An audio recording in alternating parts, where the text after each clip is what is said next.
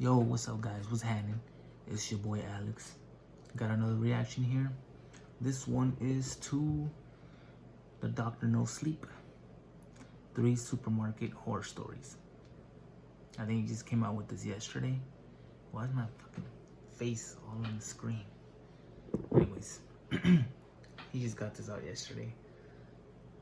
He also has the subscriber submitted part 7. I don't know if he's doing it by parts, but he numbers them. Fly. Alright, let's get this one out of the way. Alright. Y'all ready for this one? Because I'm not. I'm never ready. But let's do this. I always knew my boss was a creepy guy. I'm not talking just about your regular, run-of-the-mill creepy. No, this was a man you wouldn't want to be trapped in a room alone with, much less work for every evening of the week. Yes, that was my life as a teenager. My parents had suddenly decided that I needed a job, especially during the summer months between school semesters. Thus, I ended up doing evening shifts at a local grocery store for minimum wage. It certainly didn't help that our store was involved in far too many police investigations. Several missing person cases had built up over the years, all in our neighborhood. Of course, since they were mostly drug addicts or gang members, the police signed it off as unimportant, random killings. 5 years I spent working there. That all came to an end in July of 2019, when I almost lost my life at work. It was just another summer, and I struggled to afford a new computer. Since I'd been there for so long, I was fairly familiar with the system. I'd even been given my own set of keys, full on with a custom name-branded keychain. One night, I'd accidentally left my keys at home, and I was supposed to close down the store. The rest of the staff had already left, so I hesitantly decided to ask my boss. He reluctantly agreed and started going over paperwork while I shut down the store. If my knee didn't ache like usual, I'd just do it myself. Don't forget your keys again, he said, annoyed. Just like my own set of keys, he had one for the office, one for the break room, one for the front door, and one for the cash registers. But he had an additional key I didn't recognize. It was a rusty piece of metal that clearly predated the relatively new locks of the store. But why would he keep it alongside his work keys? I knew the store like the back of my hand, or at least most of it. The basement was a mystery, as it had been mostly off-limits. To the best of my knowledge, it held the generator and was supposedly not safe. Still, I had to know what the key belonged to.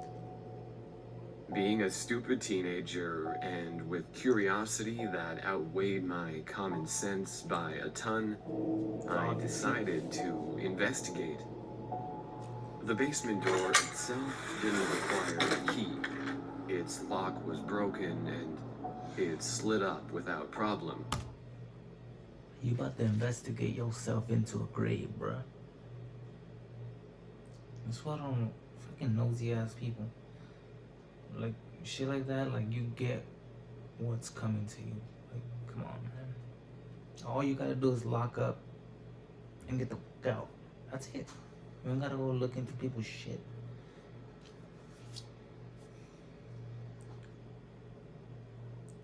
By the way, I think I've heard this one already too. Sounds familiar, but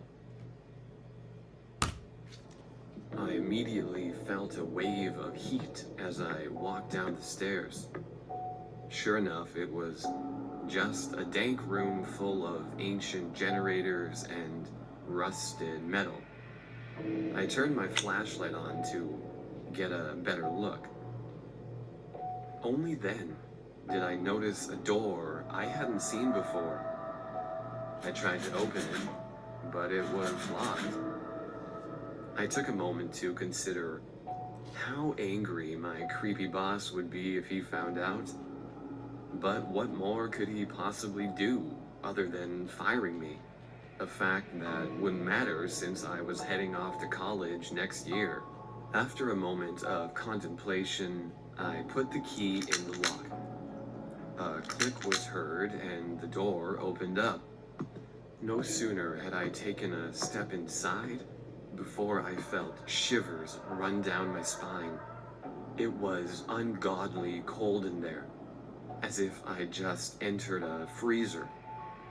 What I saw was just a short, dark hallway that led into another room. I slowly kept moving, constantly checking behind me to see if my boss had heard me go inside. Frost had clung to the walls and floor, making it a slippery trek down the hall. Once I finally entered the room, I shined my flashlight around. It was indeed a freezer, one with several meat hooks, each holding onto moldy chunks of flesh. As I got closer, I quickly realized that they were human bodies. I gasped and slipped on the icy floor. I groaned loudly in pain as I fell, but fear overtook. I got to my feet and inspected the bodies as I tried not to gag. Look, fuck. Look how the hook's holding them. Hey, how fat you gotta be to have meat on your back? That much at least. I'm fat, but I don't have that much fat on the back. Let me see, do I? No, I don't. I don't. That's crazy. That is crazy. I could even recognize some of them. I had seen their faces on missing person posters. These were all the people that had disappeared in the past few years. I really wish you hadn't seen that, I heard my boss say from down the hall. What have you done? I asked in panic. He didn't respond. He just slowly approached me, blocking my only exit. I always thought fondly of you, but I can't let you get away with knowledge of this place. Stay the fuck away from me, you creep. I shot back as I tried to appear brave. He was twice my size. There was no way I could fight my way out. His knee. Then I remembered his knee. It was an unstable mess from an old injury he Drop kick that constantly complained about. It was my only hope. I swiftly kicked it, and he came tumbling down as he swore at me. I'm going to kill you, he yelled. Cracked loud. I jumped over him, almost slipping on the floor in the process. Busted that Mario jump. I ran out from the basement and fled the store. I didn't stop running, nor did I check behind me until I made my way home 15 minutes later. As I got home, I collapsed from exhaustion and fear. Once my panic had faded and my brain started to function again, I called the police. Close your mouth, bro. They were quick to respond and stormed the Walmart within minutes. Unfortunately, it was still too late. My boss had vanished alongside the bodies. At first, the police officers were angry at me for calling without proof. Well, how long were you passed out for? That would have given him enough time to grab all the bodies and dip. Is that blood on the floor not proof or what? but once they found traces of blood left behind, they finally believed my story. To this day, he hasn't been caught, nor have any bodies been recovered. Officially, the missing cases are still unrelated, but I know the truth. That man, he's still out there. So if you hear about any mysterious disappearances in the area, be careful. I work the graveyard shift at Walmart. Being a cashier, I've noticed that people who shop past midnight are either night owls or freak shows. At first glance, the guy looked like a night owl. Long hair, mid-30s, eyeglasses, some colorful ink. Nope, I feel He like was a buying creep. a 50-gallon plastic storage bin. But when he took the lid off, revealing the other purchases he'd stowed inside, sirens began ringing in my head. Wow, I feel like duct 12 tape. pack of extra duty duct tape, 20-ounce steel hammer, 6-piece set of pliers, 9-inch tapered fillet knife, 20-volt cordless reciprocating saw, a half-dozen 32-ounce bottles of sulfuric acid. As I rang him up, my eyes wavered between the toolkit of torture devices and the tattoos on his forearms.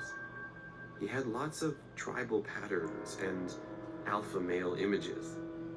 But the one that really grabbed me was the black teardrop tattoo emanating from his right eye. I kept my face down, eye on my own business. As There you long go. as I didn't draw too much attention, maybe we could just both pretend he wasn't prepping for a spree of murder and disembodiment. Now you think. But then he spoke. I got a home improvement project. Old lady is always ragging on me. He had a noticeable lisp. You got an old lady? No, just keep your eyes moved. Don't talk to me. Shut up. Let me just ring this shit up. Fuck out. Just 3 German shepherds, I replied. Another customer entered my aisle. She was blonde and petite, pushing a cart with a baby carrier mounted in the child seat. I could hear the baby crying. The woman watched as I finished scanning the sociopath's purchases, replacing them all back inside the storage bin. I noticed she was freaking the hell out as well, her eyes wide open like an owl.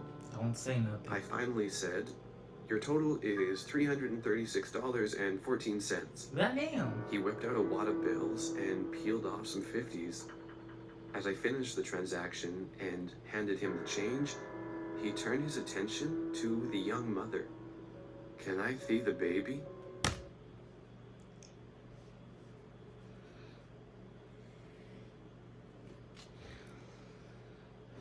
One, it don't matter. Where the fuck you get all that money from? You know he's into some shit. 2, that girl better not say anything. Just wait till he leaves. 3, no, you cannot touch my mom, baby, bitch. But please, don't tell me she hands it to him.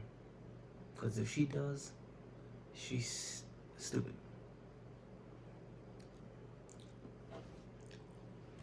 She whispered, of course, as she tried putting on a polite smile, but her lips were trembling as she pivoted the baby carrier so he could get a look at her. The baby, no more than a few months old, had bright blue eyes that seemed focused on the creation of spit bubbles. "Boy or girl?"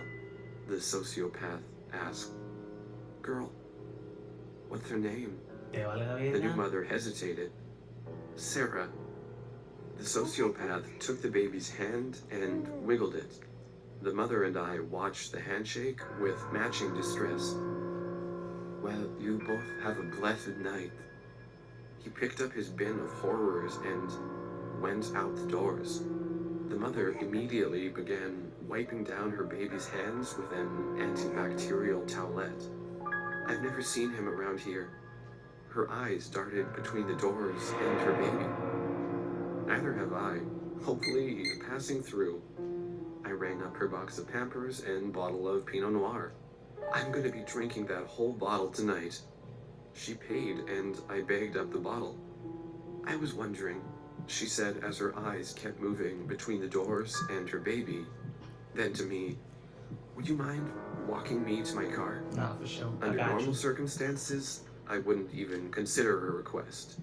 I'm alone at the registers, only calling for backup at break time.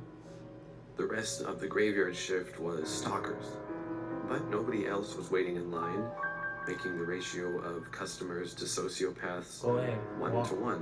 Walk her out. Sure, I'd be happy to walk you to your car. There you go.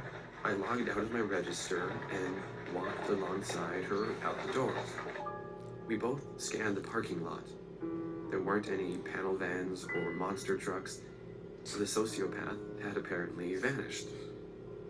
I'm just over there, the black Honda. We rolled the car to her hatchback. The baby was making gurgles and gibberish. She used her fob to pop her hatchback, and I loaded her stuff inside as she got her baby carrier situated in the back seat. As she opened the driver's door, she handed me a $20 bill. Nah, Thank you you. You don't have to do that, I replied. Sure she does, came the lisping voice from behind as my head got smashed against the door frame. I went limp and dazed, warm blood cascading down my forehead as my mouth and hands got bound in duct tape. My blurred senses tried making sense of the situation as I was folded and stuffed in the back alongside the Pampers and wine. Then the sociopath loaded his plastic bin. He slammed the hatchback and got in the front passenger seat. Your old lady is always ragging on you, huh? The new mother said to him. That's how you talk about me.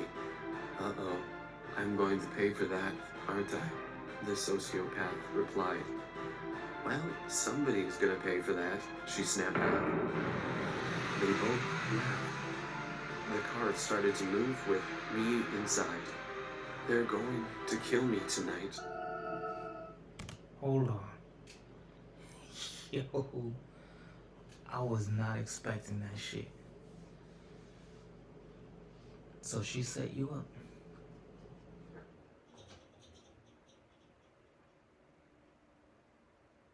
That's crazy. See, I would have fell for that shit too. That would have been me.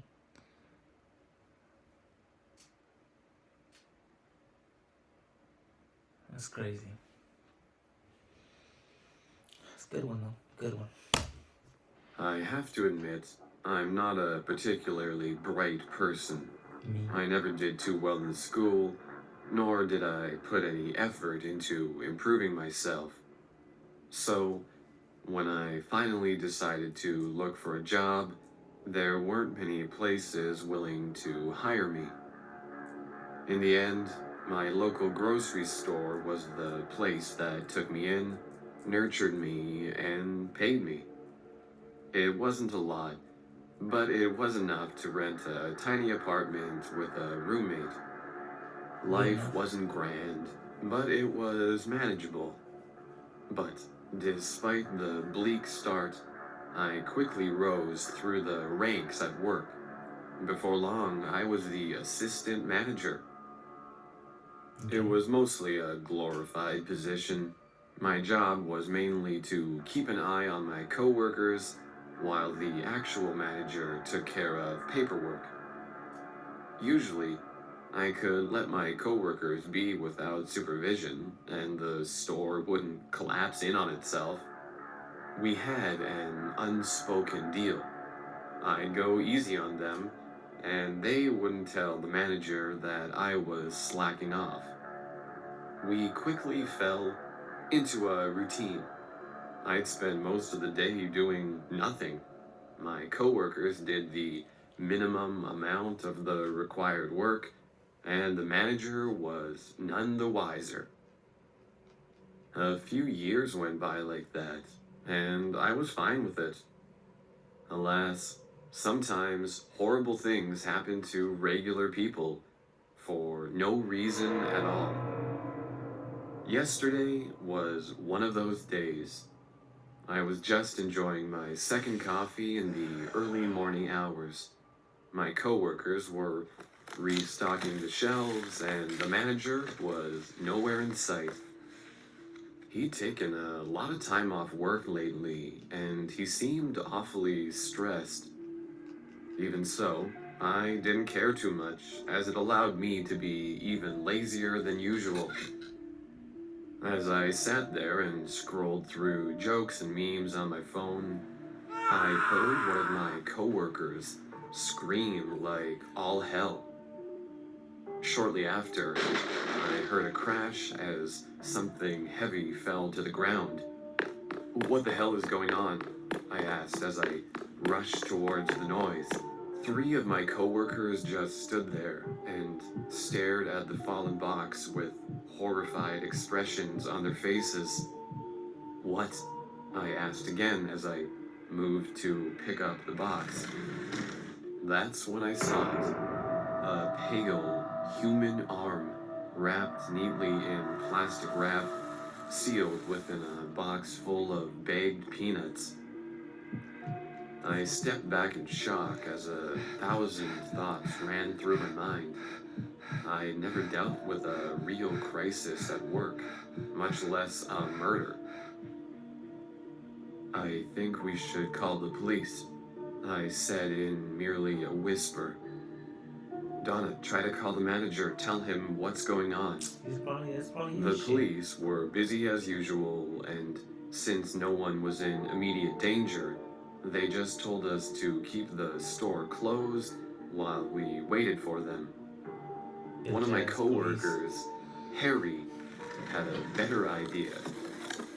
He quickly started opening more boxes, just in case there were other body parts hidden within them. "Please don't do that, man," I said to deaf ears. "Donna, did you get a hold of Mr. Henson?" I asked. "He's not picking up." "Oh my God, I found another one," Harry said. It was a second arm, but this one had a wristwatch attached to it. "I'm going to open another." "No, don't," I tried to say, but he'd already gone to work on a third box. I sighed and glanced at the watch. It seemed familiar, expensive looking, but clearly fake. It's your manager's watch. "I still can't get in touch with Mr. Henson," Donna said. Because he did. That's when it hit me.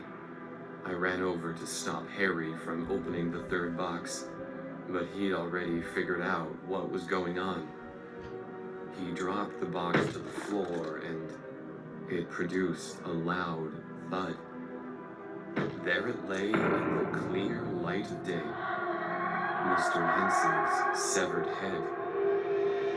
We all stood frozen in front of the horrific sight. Okay, Elsa. None of us could find any words to speak up, so we just waited in silence. It felt like an eternity passed before the police arrived, but once they did, 8 more boxes were discovered. Each of them contained a small piece of what used to be our store manager. He'd been perfectly hidden in a delivery of peanuts, without the faintest clue as to who killed him. Some decided to accuse me, just a couple of morons who assumed I wanted his job. It was a stupid theory that was quickly put to rest when headquarters just sent another manager in his place.